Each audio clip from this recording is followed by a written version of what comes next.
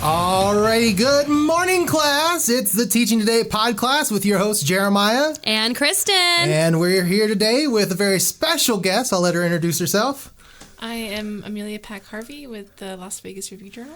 And we're so excited to have her here. You're the education reporter for Las Vegas. And so we brought you here today. We've had some questions that we wanted to get your opinions on, and we're so glad you could join us. So thanks. Thanks for having me.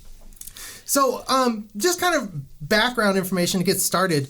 How did you, what is your background? How'd you end up here in town and all that good stuff? Yeah, well, I started as a reporter in central Massachusetts, and I covered some small towns, and that included covering all aspects of town government. So the finances, the planning aspects, but also the school systems. But the school districts were one of many facets of town government. Then I moved to covering Lowell Public Schools in Lowell, Massachusetts, and then did 2 years there and then came out here. Oh, wow. Ooh, good old Las Vegas. Was it the weather that enticed you to come out here from being from Massachusetts? I know you have some pretty wicked weather in the winter. I grew up in Buffalo, New York, so I know all about that. It's definitely a nice change. It really is. I always said it would take me years to defrost. So I think now I'm starting to defrost. Yes. But yeah. Oh my God. Was it always in newspaper? Was that? Yes. Okay. Mm-hmm. Excellent. Cool. Yeah. And so what do you, how did you land up as an education reporter here in town? Well, I just saw an open position, and I had been covering education in Massachusetts, so I figured it would be an easy transition. And I was really attracted to the challenges that I saw just on the very surface level. Yeah. Reading, I had no idea the extent of them until I got here, but yeah. Yeah, that's extremely true. So I imagine once you jumped in, you were probably like, wow. Yeah. Because it truly is that way. Doesn't it feel that way? It's like people and I know we've gotten some press even back home in the East Coast because I had family and friends that were like, wow, man, things are going crazy in CCSD. Oh, yeah, wow. So, I mean, and that to reach clear across the country. I mean. Well, and I don't know if it's not just us though. No. Because we're just seeing in the newspaper right now, in the news right now. CTU, Chicago and all that other stuff. And it's just been this kind of movement towards better education. Like liberating educators. Yeah. I mean, truly, we have just, man, it's been a very crazy 7 years that I've been doing this, watching the things, and my goodness, there's so much more responsibility. We were just going through that today and you got to do it with a smile. Don't do it any other way. So that's interesting. So Amelia, let me ask you this. So now that, you're in Vegas, you're doing, all the education reporting and you see all these interesting things. What do you think? I mean, because obviously our school district, we have some hiccups, but also what do you think our strengths are? I mean, what do you see that's actually something that we're doing well? I feel like the strengths a lot of them can't be kind of grouped in a big district-wide group, with the exception of maybe, magnet schools or career techs that everyone's always raving about. So that's an obvious strength, how highly rated. And every time I go to those schools, I'm so impressed by the students there because they speak to me like they're 30 years old. And they have them lined up and they greet me and then they talk to me, very maturely about what they'd like to do when they graduate. It's really I was not that mature when I was 17 years old. But that aside, I feel like every strength is kind of school-based. The things that I see are at the micro levels of from visiting a school and either seeing a teacher who's doing a great job or has clearly made an impact on their kids, or a principal who's obviously a great leader. You can kind of feel that when you walk in the building. So the successes are within the actual school. Sure. Yeah. And let me ask you this, kind of jumping off there. Our star rating, is that kind of unique to Las Vegas, to Nevada, or is that? Did you ever notice that? Yeah, we had different ratings too in Massachusetts. Schools were rated. I think it was level 1 to 4, and 4 I think was the step during which the state would take you over. Okay. The also opposite. Oh wow. Okay. Yeah. Oh wow. So it is the opposite. We want the higher stars. Yeah. Exactly. Because we just got our letter from Susie Lee congratulating us for our star level. So I got 3 or 4. I think if we stayed the same, it was 3. 3. Yeah, but that's okay. Well, see, we talked about this, or my colleagues talked about this. You want to kind of just stay in that 3, like because if you go too far, then they yank everything away. You go too low, then they put. It's like okay, just very much 3's so. Three's a good number. Right. Yeah, exactly. So Amelia, what is one of your favorite schools to go to? So I know there's a whole bunch of them, but do you have a favorite out here? I don't want to play favorites. Or do you have one that's more enticing that you're like, wow, I feel like really good when I go there? I'm always enticed by schools where the principals welcome me with open arms. And yes. They're not... they don't want to shut you out, yes. right? Yes. And I'm always so grateful for having them. You know, sometimes I'll text people, can I stop by tomorrow? Or I'll text a teacher and they'll clear it with their principal and I'm in school the next day. I mean, those are the ones I'm excited because clearly then I'm welcomed. Well, right, and it's not awkward. It's not awkward and they don't feel like they have to hide anything or be uncomfortable around me. I usually find that the people that do want to toe the district line of like going through communications and getting the approval, it's just hard to kind of really get to know those people because you can tell that they might not be comfortable. Right. If they're already asking you to go through those channels, it's like, I know our principal is very good in that regard. So we actually have next Wednesday, Dr. Jar is coming out for our garden ceremony. We recently installed a garden. I know you and I were talking about that, Jeremiah, and it was pretty cool because we got a lot of funding for it. I've been like a beast with the grants lately. Like every time I snatch them up because no one applies for them. Yeah, that's so great. I happened to see Dr. Jara at the Public Education Foundation gala, and I invited him, and he was all about it. Was super, on board with it. So he's going to come out next Wednesday, and he's going to come for our ceremony, and we're just going to go over and talk about why we have it. We have this like really cool outdoor classroom. So yeah, and you know what? And it was nice because I didn't actually have to necessarily be like, Jackie, do you want to handle this? She was like, no, take care of it. Do whatever you want. She's like, handle it. If you can get him here, great. If not, no big deal. Did he ever come out for the reading week? That's October. In February. Oh, I thought it was October. Yeah, no, so that'll be but he will be there. He's already made that commitment. Yeah. So it's pretty cool to actually maybe not after he listens to this one. No. So let's see. I'm sorry, I got to keep by the mic here. I should have made one more copy. What are your thoughts on the persistence? So a lot of the things we talk about is the teacher pipeline shortage. Mm-hmm. So what are your thoughts on how can states rectify that? And what is the solution? Is there something that you see as something being beneficial to getting more teachers into the profession? Or I know that's such a hard thing, I usually find my answers by talking to you guys. Because so the interviews that I have done with teachers, when I ask them why they left, not just teachers but people in schools, so maybe school psychologists or whoever, one of the aspects is they didn't feel they got enough support. And I know that the research shows that the first, I think 3 to 5 years is super critical in a teacher's experience, and that's when you're either going to stick with it or walk away. Mm-hmm. Honestly, I see a lot of parallels between teaching and journalism. It's like very undervalued, doesn't pay well. People are always attacking you. And the 3 to 5 year mark, I'd say for journalists, is probably pretty accurate too, because by now, you look around, you realize everyone you studied this thing in college with is no longer in the business. So I see a lot of parallels between the two, but I think support is one thing I hear a lot. And then just valuing people, I guess. And I know that's a true cliche, but I'm sure you guys feel but that that's way so too. true. Yeah, no. That is, because we had an episode prior on this about like it's like one of those things that you need to find that person that you can stick with and whatever that, whether it be journalism or in teaching. But also, I mean, if you go in there and you don't have that support or supports in place, I mean, it's like either sink or swim. Mm-hmm. And it's best in both actually industries.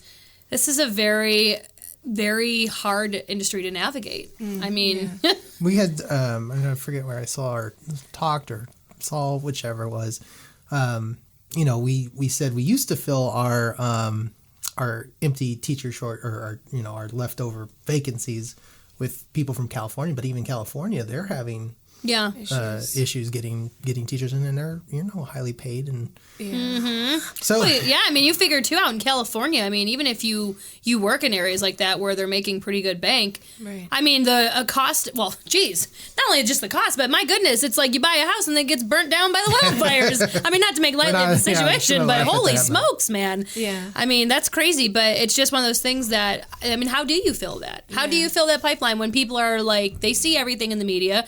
Even so, everywhere. Right. It's not a valued, I guess, job anymore. Right. We've talked about it. We'll have somebody, I guess, grew up in South Korea, and the difference in. Oh, Austin, is he coming in? Well, we'll talk about it, but I think we should definitely look at that in the different values of teacher across the world. Yeah. Yes. How they're actually respected. Yes. Like here, I mean, my goodness, it's like. I always think of that like cartoon where it's like back, what was it, like 50 years ago when the kid gets in trouble and the parent and the teacher are pointing at him. And then nowadays it's like they're pointing at the teacher saying, what have you done wrong? And it's like, man, how the tables have turned, man. And I always get those complaints about, especially when we're talking about the strike and pay and whatnot, about don't we pay teachers enough and all this stuff. And I try and tell people also, and I'm sure you guys can speak to this too, but it's not just about salary. I mean, if you're turning around and you're having like 50 kids crammed into your classroom, right? Yeah. I mean, I personally would work for less to have fewer quick kids than get more and just have more crammed on top of me. So I think there's a lot of things that go into it, but people often think of money as the first thing. Right. Like I think I've been reading about Chicago, but I think isn't one of the demands? I think one of LA's demands was to have more. Nurses and psychologists other professionals. Schools. So that's another thing too. Is like it's not just like. How much money do I make at the end of the day? But do I have enough textbooks? Do I have enough space to move around? Do I have enough support from my principal? All that stuff too. And I guess it's just not there as it used to be. And I get a lot of comments too about when I went to school. And you're right, it's so different. It's so different, and you can't even compare. And it's just but I can't explain it to those people because they don't listen. Right, they don't listen. They're like totally stuck in their idea in their own world of what they feel is important. And that's a common one. I see that a lot on like all of the media outlet Facebook pages that they're constantly the teachers make too much. Or what, if you don't like it, walk away. Okay, well we could do that, but then who's going to teach the kids? Right, and people are walking away. So then it's like, oh, okay, well then I will. And I saw? You might have seen this too. 168 teachers have already left the district this year. Yes, they talked about that at our ARC meeting. 168 teachers have already left in less than half a year. Yeah. So, it's scary. And I just and I was just talking to one of I worked the new hire this year. One of the ladies that was at my table. She already left? No, but she was at I think she was at Veterans. She was at one of the magnet schools. Right. And she just got surplus to Johnston Middle School. And I don't want to talk bad about Johnston. I don't know Johnston is at. But Johnston. They're in that pilot, right? Does she get more money? I don't know. But I'll tell you, Johnston, when I was a sub, that was the only school I ever said, I can't come back for a second day. Really? Here. Like, it was rough. Tough, huh? Yeah. Where's it at? What's the cross streets? It's over in Northtown somewhere. Okay. But. Boy. So I'm like, I'm saying a little prayer for her. Oh man, because when you go from a magnet like that, yikes! I think that's one of the ones they're offering the 10 grand. It could be. Bonus. Wow. Could be. One of the 8 middle schools. So hard to attract. I can't imagine teaching middle school. I'm a primary person or elementary all the way. I'm like, today, at the end of the day, we were making jack-o'-lanterns. And trust me, we did a lot of academics. But I was just like, you know what? I just need that piece of having that holiday in there. Right.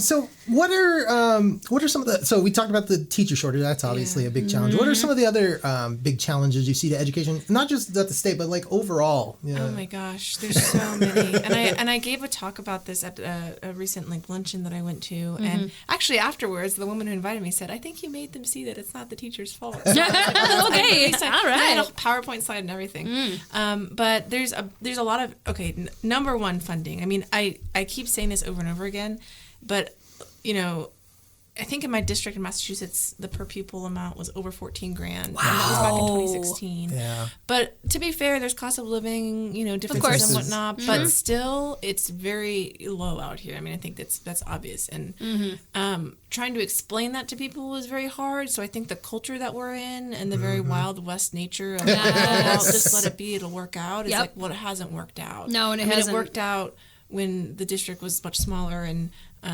so the demographics were like a lot more different, but now it's like this is the 21st century. It's 2019, so there's that, and it's getting people to understand that. And I think the problem is every year. I've only been here for 2 legislative sessions, but it just seems like we have this cycle of CCSD sucks and you haven't been delivering and you're wasteful and why would we give you more money for wasteful? Right. And then it's like, okay, then they don't give that much more money. I mean, they do, but they like to say they do, but it's just still it's really not that much, right? Yeah. So and then we start the next cycle and it's the same thing over again. So funding definitely was one. I did a story on transiency, and I actually looked up. I compared us to Chicago, Miami, LA, and I think New York. We had the highest percentage. I looked up the ACS statistics. We had the highest percentage of kids who had lived somewhere else, I think it was in the past year or so. Oh, wow. Translation, we had like the highest percentage of for transiency rates for kids a certain age. I think it was 5 to 17. Wow. So that is something that it's like so hard to explain to people too, especially for you guys as educators to know that every time you turn around, half your class is gone. Yeah. So that's one, and I think that's also linked with poverty and other socioeconomic circumstances that because you'll come out here, the parents will come out here for a job, cheaper, and they can't find it, and then they're right well, back out. I'll be quite honest. When I worked at Hewitson for the 4 years or whatever that I was over there, it was on Bonanza and 20th, and I'll be quite honest. I mean, it was nuts. I would go in, let's say in August, and by the time January rolled around, I'd have a whole new class. And a lot of the things that we're seeing with that is the rental specials that would be out there, like first month's rent free, and then you'd have them, they would go in, they would move in, and then they wouldn't pay the rent, and then they would get evicted, and then they would go on, they would just hop constantly, or they would live with family. And it was just the craziest thing I've ever seen. I mean, we're talking, holy moly, even the first couple of weeks of school was mind-blowing to watch. Like, okay, so you'd have these kids and they'd be in your class, and then all of a sudden they'd be gone.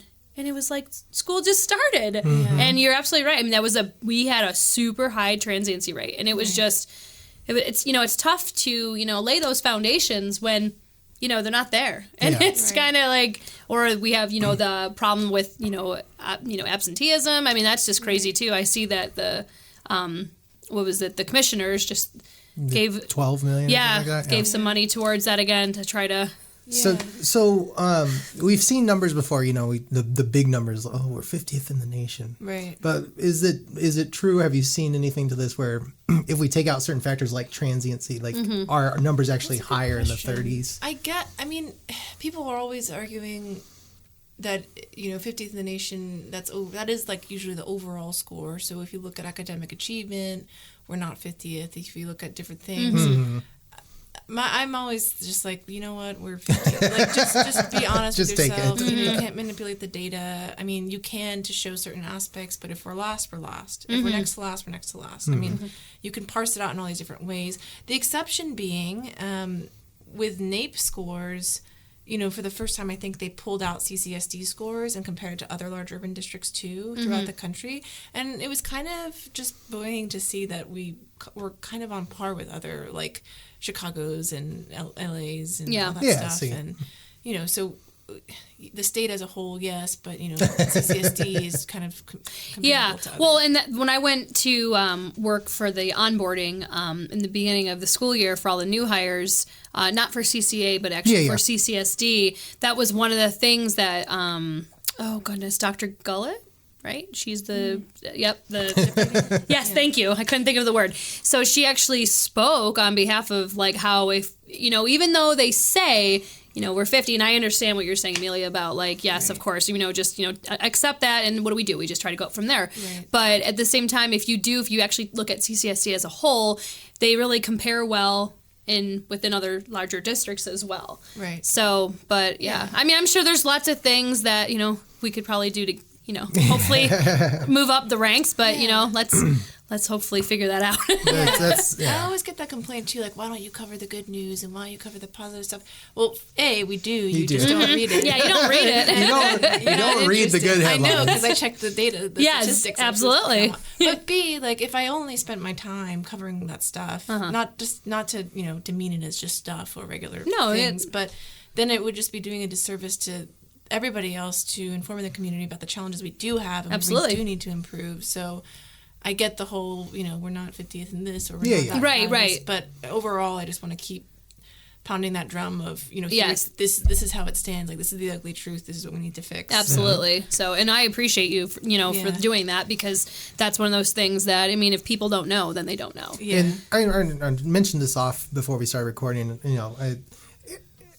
A lot of times, I think the conception or the misconception can be where we get people, and we talked about this, Victor Jokes. I don't even know how to say his last name. He's an opinionist versus a reporter. Right. And so, you see these sensational things that he'll post sometimes, and you really gotta take it and research it for yourself and try, go to more reliable sources. Right. Like Amelia. What's so perplexing too is that I think there was a recent study that came out, and I forget where, but it showed that a significant percentage of Americans couldn't discern opinion pieces from news pieces. Oh my God. And I think that's where I get a lot of the pushback, and people see me as some like propaganda machine or something, but I think it's because they can't see the difference between that side. Wow, that's amazing. And so the reason I'm branching that up is because I was saying I had emailed them, and I said I'm so tired of seeing it, and it was just we see red, like we just get so aggravated because it's like, man, I bust my you don't live in my world, bro. I bust my tush, and you're saying all the yes, exactly. And no, it's frustrating because especially like today, yesterday I had one of my little friends that has been out of the country for 30 days, and he came back, and we're working on getting him some supports in place. And he came back, and it was just, wow, man. It was just, it was a rough day yesterday. It was a rough day. And I was just sitting there thinking to myself, like, why did I leave banking? I made so much money in banking. But then I remember, okay, so today one of my little friends comes in and hands me a stack of drawings that they're like, you know what? They're like, I drew these things for you yesterday because I really, and it's like, really, wow, and it's like, okay, wait, there we go. That's why. See, she gets the cute stuff. I get F-bombs thrown in my face. That's what I get. Yeah, I get the cute messages from Dojo. Oh my gosh, this, she loves school so much, and we just really, I'm like, okay, I just need those. And they always come at the right time. Because when I'm feeling like I'm going to go and throw my papers up, and I'm like, no, it's good. It's going to be fine. So recently CCA took a poll. I don't know if you saw this. They took a poll of educators, and they asked basically there was 5 questions, I think it was. Yes, there was. Asked their opinion on Dr. Jar, because Dr. Jar is getting evaluated by the Board of Trustees, and a lot of the results came back as this kind of they weren't sure. Either it was about 64% in the negative. They didn't feel that Dr. Jar was supported. Yeah. So how do you feel Dr. Jar is doing?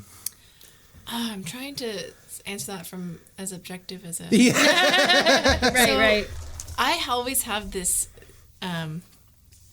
tendency in the superintendents I've covered to always feel bad for them. That's a hard job. It's hard. I can't even. Yes, it is. Always feel, and you have 5 to 7 different bosses. You know, the school board, and then you have hundreds and hundreds of employees. Yeah. So I've always had a tendency to just feel bad for whoever's in that position. Yes. So I have to try and remove that lens when I'm reporting. I'm like, okay, don't feel bad for the person. Even if they make this much, don't. Mm-hmm. But I don't know. I think with every new superintendent, there's going to be turnover. And there's going to, especially if they're not part of the insider, if they didn't come from within. Right. I think there's going to be significant backlash, but also if they make a lot of changes, that's going to have a lot of, changing an organization takes, years, right? Yeah, so I think you're always going to tick somebody off. And what's he been here, about a year now? A little over a year? I think this is his second school year. Mm-hmm. Second school year, okay. Mm-hmm. So I think we're just now, starting to get, now we quote unquote know Dr. Jara, I guess now. But I guess how he's doing depends on who you ask. I mean, I know the whole dean situation really upset a lot of deans.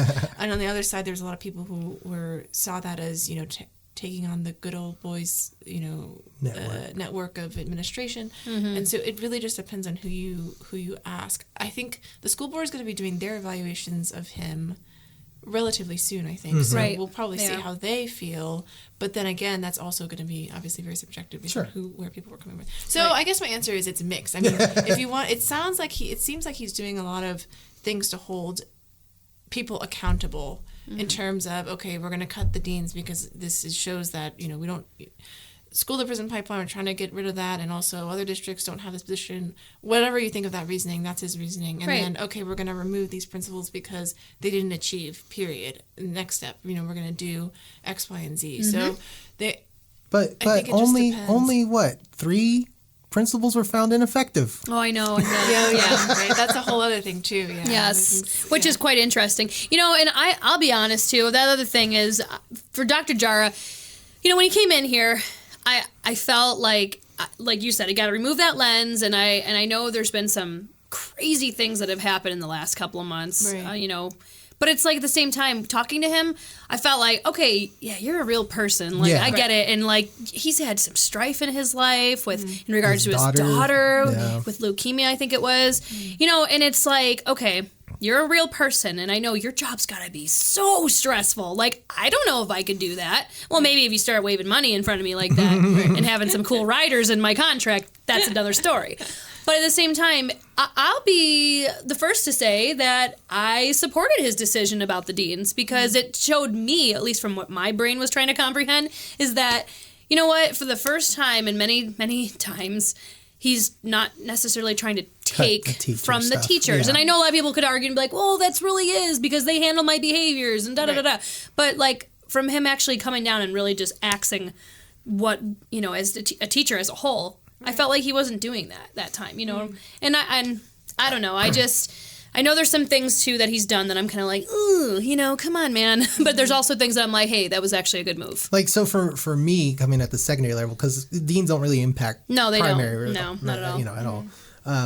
So being the union person that I am, I support strongly the union. Right. And obviously it's not the union's job to protect admins. That was... A lot of our members had, reached out and said, well, why didn't you stop this and blah, blah, blah. And well, that's the admin's position to do that. But now, going into the year, I was like, well, it's just going to be an adjustment of expectations. And I'll tell you, it's been a little more rough than I imagined. Oh, really? Not so much in my class, but just the general school. I've noticed a lot of other things that did you guys get rid of your deans then? Or? Yeah, they got all surplused off. We had one at the beginning of the year, but he ended up going over to Palo Verde. Oh, wow. I think. I don't remember. But no, it's just an adjustment of expectations and trying to be more self-sufficient. I think next year, once we have more idea, because I know that the code of conduct or whatever the plan we were supposed to do, it wasn't really rolled out, and you can't roll it out over a summer to let us know what it is anyway. So wait, are you talking in regards to how they got that extra funding for they were supposed to have? No. Oh. They're supposed to be for this infraction you're supposed to do this.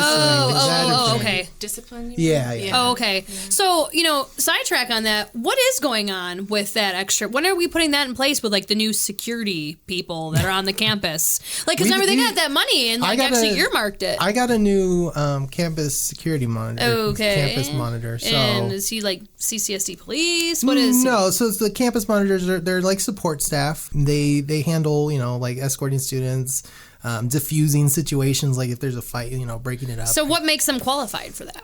That's a good question. Some online training that I've seen several times. I've seen the posting for it. If you're support staff and you want to go be a CSM, you can. That's very interesting. And so I imagine it's training on how to do de-escalation. What we would call the adverse interventions. Don't touch a student. Yeah, because they got to do that. Yeah. Wow. Okay. So yeah, we have. I've noticed usually we have 2, but I've noticed like 3 or 4 police officers, CCSD police at our school. Yeah, because that's what I thought the plan was supposed to be. They were supposed to bring like police officers to the actual campus to replace. But it takes time because you got to. You're right. They are actual peace officers, and they have to go through the training academy and all that kind of stuff. So, did you say like peace, like keeping the peace? Yes. No, they're. That's crazy. I thought maybe you just said it wrong. That's what they're called. They're peace officers. Peace officers. I kind of like that's how my son says it, but that's because he's 4. Are you saying I talk like a 4-year-old? I'm just kidding, Jeremiah. You know my love for you. And you were talking about filtering Dr. Jars. How do you think the business community here in Vegas is viewing what the school district is? I don't know. I honestly don't consult them a lot. So I'm not sure. I know LVGEA puts out this survey every year, but I'm not really sure. Sure. They, for what would their opinion be would be like graduation rates and things like that, you think? I think so. I've also heard them talk about the need for graduating kids with enough skills, depending on their industry. Okay. So that's probably something along the lines that they'd say. Sure. Recently discovered that the former superintendent of Washoe County School District was hired as a principal of West Prep. What are your thoughts on this? Boy. Yeah. Well, she has not been hired quite yet because I guess they need to. Yes. So I guess that people who want to make public comment in support or opposition of that could probably come to the school board meeting where they will discuss that. I'm guessing. I don't know when that will be, but probably the next one, maybe. I'm assuming. Yeah. So yeah, I mean, I spent a good deal. Kind of looking at the wonderful reporting that the Reno newspaper had been doing beforehand, and I don't know. I guess she obviously had a career in CCSD before, right? And people are always. I think people tend to forget that when you're operating in circles like that. I mean, everything is so small once you get like the higher up you go. Yeah. Everything, even when they hire these superintendents nationally, I mean, they're all kind of like yes. Yeah. So and like that's I remember him talking about that. Dr. Jar talking about how his boss at the time had said go to CCSD. It's all and I had a colleague say superintendents, they tend to take care of their own because you never know when they'll be in a pinch and they need something. Right. So I get that. I can see that. So she came from Washoe School District. Yeah. And what I was reading about for her whole reason that she was terminated was there was information that was leaked. Yeah. So I often wonder if this would actually even be that big of a deal down here because it's just such a huge, there's so much drama, there's all these lawsuits and stuff. Mm-hmm. But a former employee was, and this is from the Reno reporting that was previously done, left the district and sued, and the district was claiming that they had evidence that the 2 staffers, Byron Green and David Lasik, I think, had given that information to the employee that had sued, Jenny Hunt. Oh, yes. And so it was the district was claiming that they had evidence that showed that, and that that I think that kind of raised their suspicions more because they thought that it was coming either advertently or inadvertently from Tracy, right, the superintendent, and so they just. That's kind of the basis of it. It's kind of a messy thing to follow. Well, and that's why I was like, what kind of information? I mean, obviously it's confidential, but what kind of information? Information that probably could help someone in a lawsuit. Because when you're in a lawsuit, you're not supposed to be right. Okay.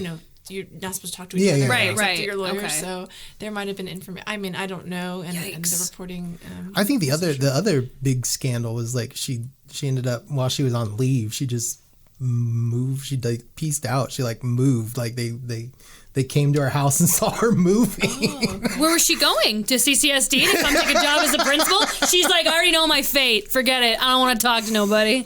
Yikes. Oh dear. Well, and so that makes me Oh, that just makes me wonder, because then you have someone who is a superintendent who's like, you know what? It's all right. It's okay that I broke the rules, because now I'm just going to go down to CCSD and I'll get a job, which you know what? I understand. People need to work. If you're not at retirement age, you get to find something. But at the same time, if that was you or I, or, what would that look like? Would that be completely different? And I think that another thing that I heard, and I don't know the veracity of this, but like, the staff meeting she had with, I don't know, I guess she hasn't been hired yet, but so how was she at the staff meeting? Yeah, I'm not sure. Well, it wouldn't surprise me. They were talking about how she said she only has so many years, like 3 years left until she can get PERS. Okay. And so, like, why would you put her at a school like West Prep, where you want to have this plan to hopefully improve achievement over so many years, and if you're just looking towards I'm out of here in 3 years. Jeez. I don't know if I would be leading the meeting like that. So I'm going to be out of here in 3 years.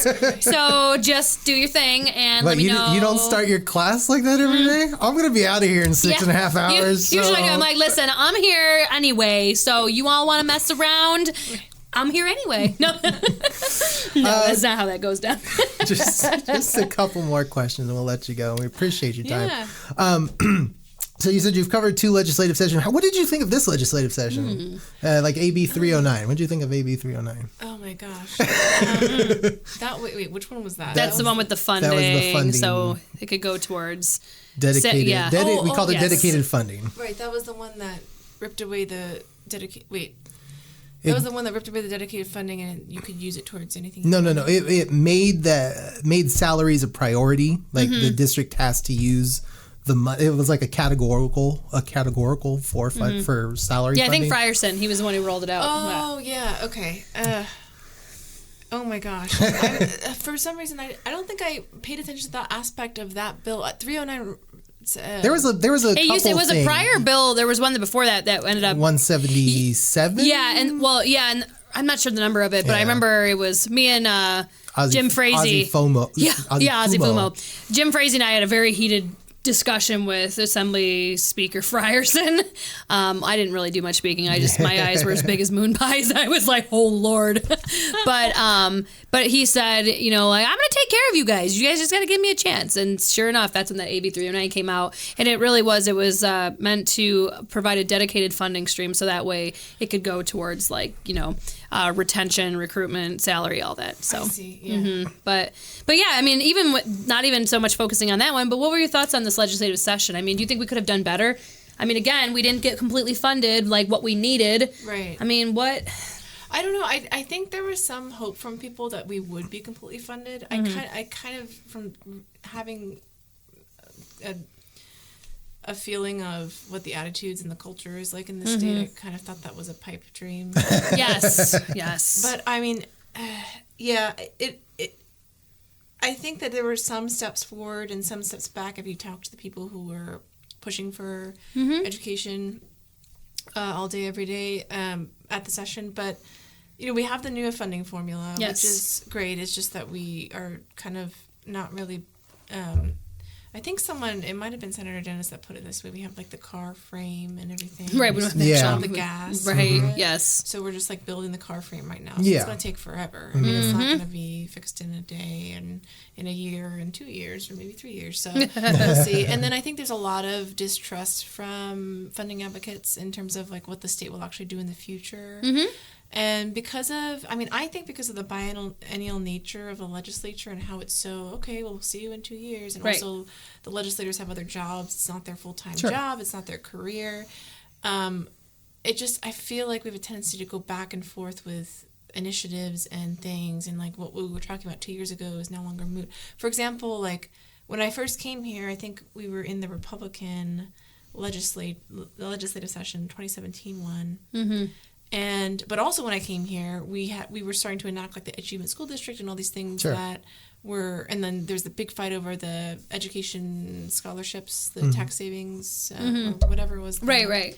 The ones that weren't properly funded. But then fast forward 2 years later and the ASD is dead. So it's like we had all this energy and draining and all these parents that came out to fight and all these people who were screaming at each other all for nothing. And so that whole time we were just not making any like movement towards like what we need to.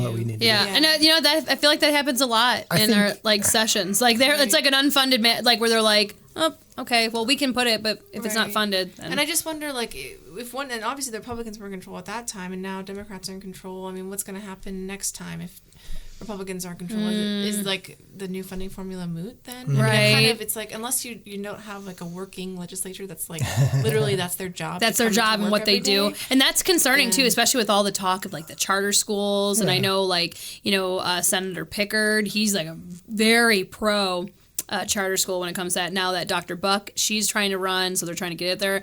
So I can understand what you're saying. Yeah. I'm concerned because I'm afraid that's going to be boy, they were pushing for that hard, those charter schools. We went to a town hall that Senator Pickard had. Yes. Oh, really? Pickard. Mm-hmm. I say it wrong. But and the big topic was charter schools and how better they are than the public schools. If you think about it, it's just so, no matter what like side of the aisle you're on, it's just so perplexing to wrap your head around a legislative session that you're setting for the next 2 years, right, for the entire state and every major agency in the state in what, like 90 days? Yeah, 90 days, it's crazy. And like, so everyone has to become like, if I'm a legislator, especially like a freshman legislator, and I don't know anything about anything, then I have to teach myself everything. And if I'm on like an education committee, it's like, okay, charter schools, are they good or bad? Answer right now. Like figure out what you want and then just, vote that way. And it's just, I feel like it's not given the like elevated professional status that it needs in terms of, to be a legislator. Right. Thing. That is a serious thing. You're setting the laws in like, place. Hey, here's your budget for the next 2 years. Holy moly. It is frustrating. And I think the way, in being a history teacher, looking back, like, when our state was founded and the Constitution that they put in 2/3 majority to get taxes and 90, biennium, it's like you can't run a state like that in 2019. Yeah. Oh my gosh. You got to reevaluate some things if you're gonna hope to. Well, and you know what, now, like we talked to John, and we had that ARC meeting, and he said this next one coming up, it's going to be a doozy because they're talking about they're mad. Well, yeah. Well, and they're talking about how, it's possible, about the recession. And then with if you have something like that, how do you get people on board for a tax, initiative to like come up? And it's like, I understand what he's saying. And so if we had to fight tooth and nail, like how we did this legislative session. Right. I mean, we were both part of that. They went up and lobbied.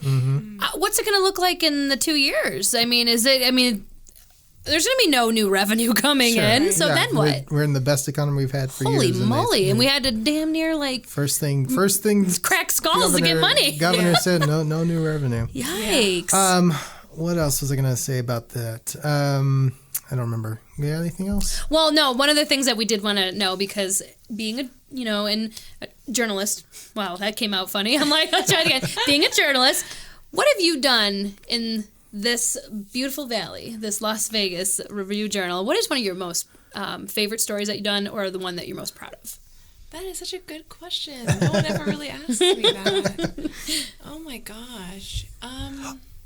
Go ahead. I was remembering what I wanted to say, but go ahead. Okay. I'm trying to think really hard about that one. That is probably a hard one because it's like you've got a lot of experience with this. So I think any stories that show, I hate to be cliche, but that show the quote unquote good old boy network, I've been really happy to put out in the open. Kind of expose it. What's Dr. Goldman doing these days?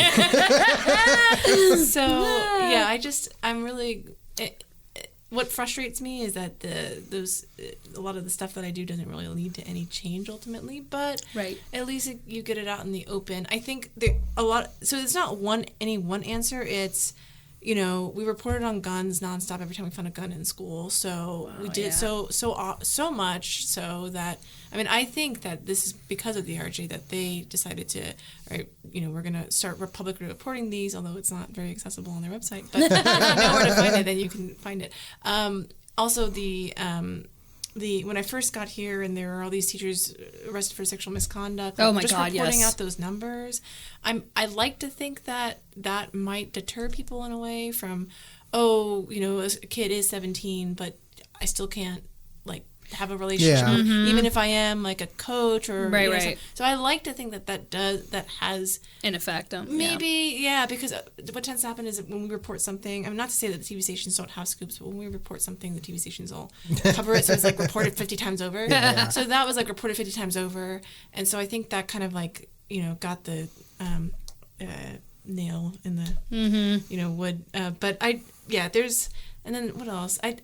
There was a I think the Decker Elementary story. Oh my goodness! Just pointing out that there should be some kind of recognition of whether or not we're holding our school leaders accountable. Absolutely. That kind of stuff. I mean, I don't know that that's going to change anything, but again, I feel like at least I put it out there. And right. Well, yeah. And you know what? You're right, because there might be people that don't know, and telling these stories and writing these stories up, and they're like, "Oh my God, I have no clue." I can't even tell you how many people that are like, "Did you see that story about the principal at Decker?" And I'm like, oh yeah. Like, I know. And it's insane, because sometimes I feel like we've just we've become so numb to all of the crazy stuff going on in our society that it's like people are like, no more. But that's something that's like, oh man, that needs to be front and center. Right. You got to hold those leaders accountable. And for the fact that you had a 70% turnover rate at your site, yikes. Hey, it's not me, it's you. No offense. So I had another one, but I forget. Just any kind of exposing of any issues that are. Yeah, good for you, girl. That needs to be out there in the open. We appreciate you doing stuff like that. Well, we so appreciate your time. Thank you. It's been really exciting to get to talk to a real journalist. We're amateurs. Yes, exactly. We are amateurs. But we've had fun. We've had fun talking to you, and maybe we'll have you come back and we talk about some kind of story you're working on. Oh yeah, that would be really cool. I'll interview you guys. Oh yeah, no, for sure. Come on by anytime. There's always crazy stuff going on in my classroom. Lord. We're working on. We're gonna start like YouTube videos. We're gonna do the best tasting apple for teacher. Oh yeah. We're gonna do. Nice. Speaking of which, I had a little boy that brought me an apple today. I was like, what year are we in? I was like, that's really cool. No, that was really cool. I was like, wow. It was fun. It was funny because for months I've been like posting things, trying to get a little buzz and stuff. Never really got. Oh my God! Get a couple likes. Right, that apple one. I asked an apple question, and it's like, I was like, really? That's what I had to do, is ask about apples. Right. That's funny. I guess you just need to ask a question, get them engaged. All right. Well, again, thank you so much for your time, Amelia, and we'll talk to you soon. Thanks. All right, and I just wanted to thank Amelia Pak-Harvey again from the Las Vegas Review-Journal for coming out and spending some time with us today and talking about her perspectives on Nevada education, and not even just that, but some of the things as a whole country, like the pipeline shortage. That's a major issue that we have to address, and I've seen things from like Nevada State College and UNLV. How do we best address that? So yeah, well, it's an issue if you have people like, I can't tell you how many times I see on even like my Facebook feed, and even like, oh, what is do you want to teach? Would you like to become a teacher? Come to our information meeting. And it's like, it's that, and I'm not saying anything bad about ARL, because I am an ARL person. I did that 7 years ago, but or almost 8, because it was actually like I did it a year before I actually started really getting into my contract, but it's like intense. Is that like where we're moving to now, where if we're not going to be pulling them out of the, higher education, are we just going to start pulling them from other places in the industry? Professions, in different industries? But I don't know. It's a tough sale. How are we going to get a professional who makes $60,000, $70,000 a year to come in first year teacher making I'm telling you, that is one of the things that I was that person working at JP Morgan Chase. Sure. And it was like, I don't even know, like I think my final straw was when I was sitting at my desk and I had a client come in and yelled at me because I wasn't making him enough money. And so because of that, I was like, man, you guys are so unappreciative. And what was weird? It was the same day I had this lady come in and she brought her check to open up an account from CCSD. And I'm like, what do you teach? And she goes, she talked about it. And she goes, I saw this really interesting thing. And she started talking about ARL. And I was like, oh, maybe I'll look into that. And I jumped and I did it. And I was thinking they not just ARL. Apparently they also have something called ARC, which is alternative route to certification. Oh, wow. So like you can, I've been trying to find out more about it, but I've heard about it, that you can get certified to teach like special ed. Whoa. So you have 3 years to get, you can work in special ed, but then you have 3 years to get your degree or your endorsement in it or whatever. Cool, man. Yeah. So I was thinking about that, but anyways, one other thing. So if you noticed during our interview, I had a brain fart and I remembered you had an aha moment. Afterwards, we were talking about the legislative session. And so if you're a CCA member, November 16th at the Alexis Park, they're having a general membership meeting, and it is to discuss in part what is our next legislative, what are our next legislative goals, and how do we achieve those goals. So it's a very important meeting.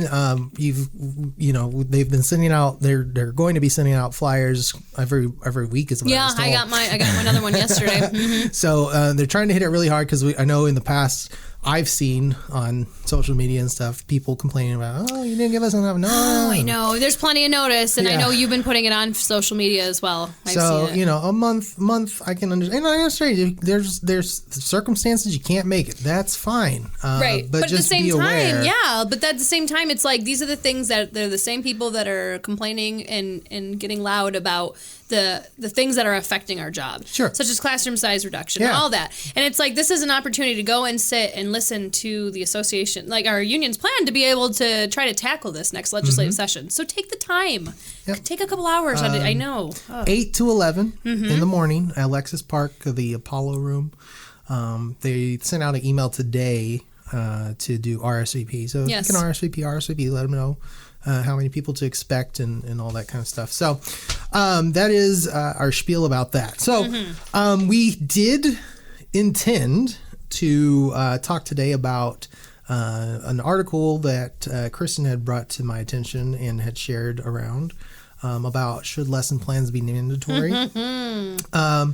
And as I kind of mentioned earlier, it's been a slog trying to get like things to pick up. But when I did that question about the apples and people started responding, and I put out this, should lesson plans be required? And I got a bunch of comments. So I have them saved.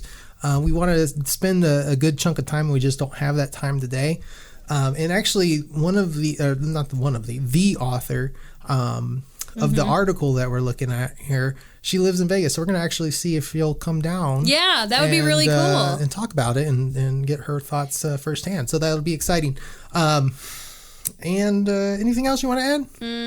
No, I think that the lesson plan thing, I thought that was a really interesting thing. When I actually, I found it. There's another blogger that I follow, Kim Adsit, I think her name is. She's like a kindergarten person. Sure. And she was one who actually posted it, and she's from like Texas. And so I was like, that's pretty cool that this one of our fellow, the author, do you know what she teaches? She's a kinder teacher. She's a kinder teacher too. Yeah, okay, cool. She's got a blog, and I probably should actually check it before I say it. But it's like kinder mom or something. I don't know. Okay. But if we get her to come in next week, we'll obviously talk about that. But talk about her blog otherwise, too. we'll make sure that we have all the information. So. But it was just cool to see that the one of these like big. She's like a very well known kinder influencer. Like, and she always comes to the I Teach conventions every year.